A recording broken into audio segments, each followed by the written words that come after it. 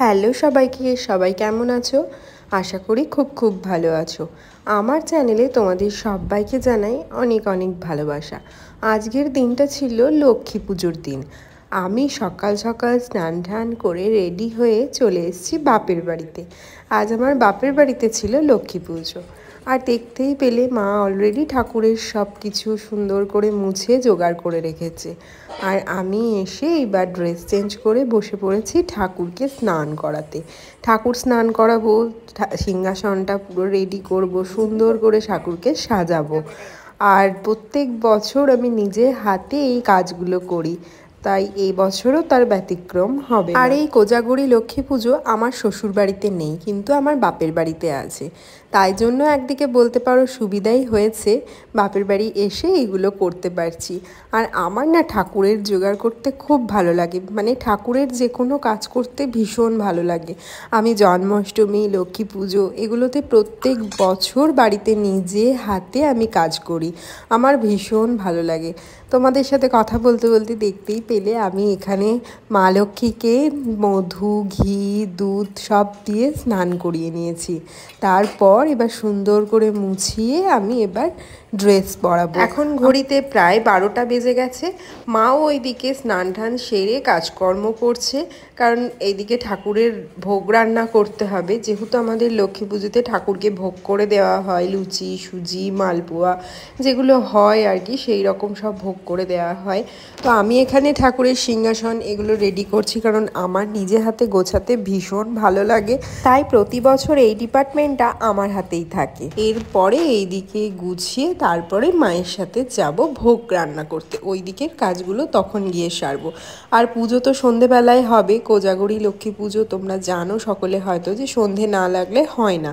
তো সন্ধেবেলায় ঠাকুরমশাই আসবেন, তো তার আগে সমস্তটা রেডি করলেই হবে। তাই খুব একটা যে তাড়া আছে তা নয়, তবে হ্যাঁ, কাজেরও শেষ নেই, প্রচুর কাজ এখনও বাকি আছে, সেগুলো করতে হবে। আর একটা কথা, তোমরা হয়তো ভাবছো আমি এতদিনে কেন লক্ষ্মী পুজোর ব্লগ শেয়ার করছি। আসলে প্রচুর ব্লগ জমা হয়ে আছে, কিন্তু এডিট করার সময় হচ্ছে না। তোমরা হয়তো জানো বাই প্রফেশন আমি একজন মেকআপ আর্টিস্ট, তাই মেকআপের ক্লাস, মেকআপ, এখন বিয়ের সিজন চলছে, এই সমস্ত নেলস করা থাকে, এই সব নিয়ে আমি একটু বিজি থাকি। তাই ভিডিওগুলো এডিট করার সময় হয়ে ওঠে না। তাই আমি এতদিনে একটা একটা করে ব্লগগুলো শেয়ার করছি তোমাদের সাথে। প্লিজ একটু তোমরা মানিয়ে গুছিয়ে নিও। আর দেখতেই পেলে আমার ওখানে ঠাকুরের সিংহাসন রেডি হয়ে গেছে, ঠাকুরকে বসিয়ে দিয়েছি। আর আমাদের না ঠাকুরের সামনে ধামাতে করে ধান দেয়, তার উপরে চেলি আর কদম ফুল, সেটাই হচ্ছে আমাদের আসল পুজোর আর কি জিনিস, এটাতেই আমাদের পুজো হয়।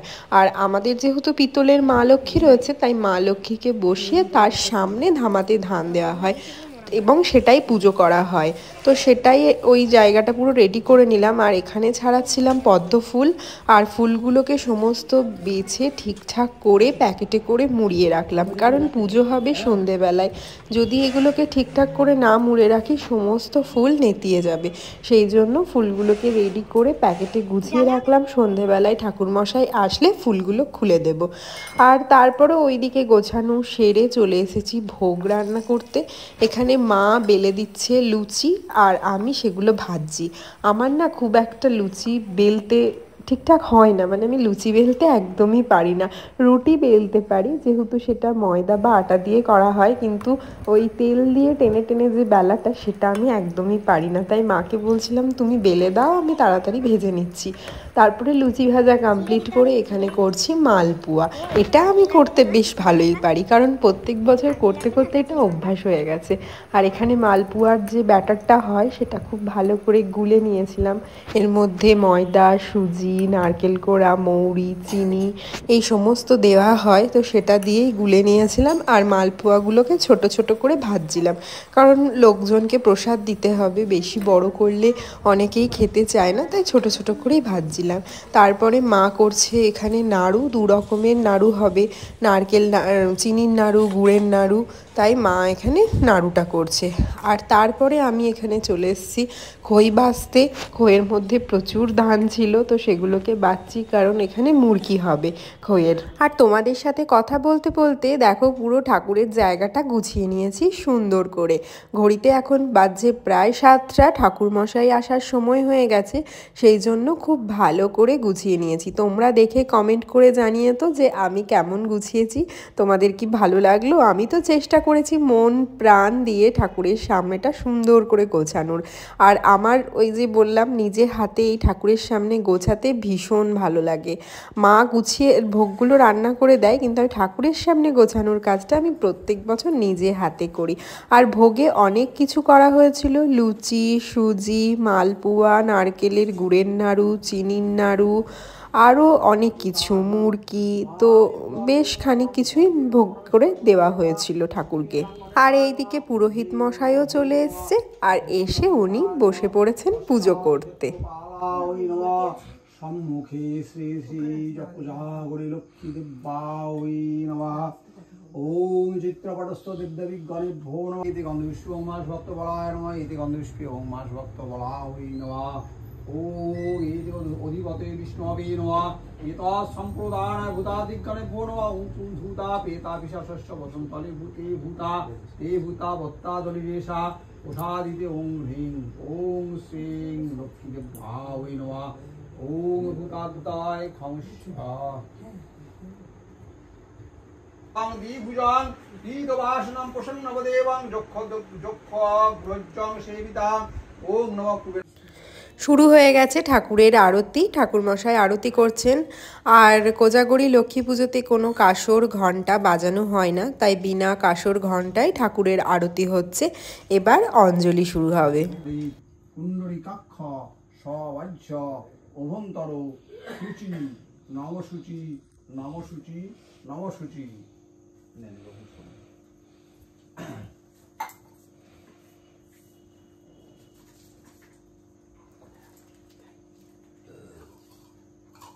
নাথ স্বামী ভুয়ার্চনাথ ঈশ সচ্চন্ন গন্ধ পুষ্পাঞ্জলি সাহুত বাহন সপরিবার সহিত শ্রী শ্রী শ্রীং লক্ষ্মী দেব্যাই। ঠাকুরের পুজোর পালা শেষ। ভীষণ সুন্দর পুজো করেছেন ঠাকুরমশাই, খুব ভালো লাগলো, মনটা পুরো ভরে গেল। যে ভালো করে পুজো হলে মনে হয় যেন ঠাকুরের গোছানোটা সার্থক হয়েছে।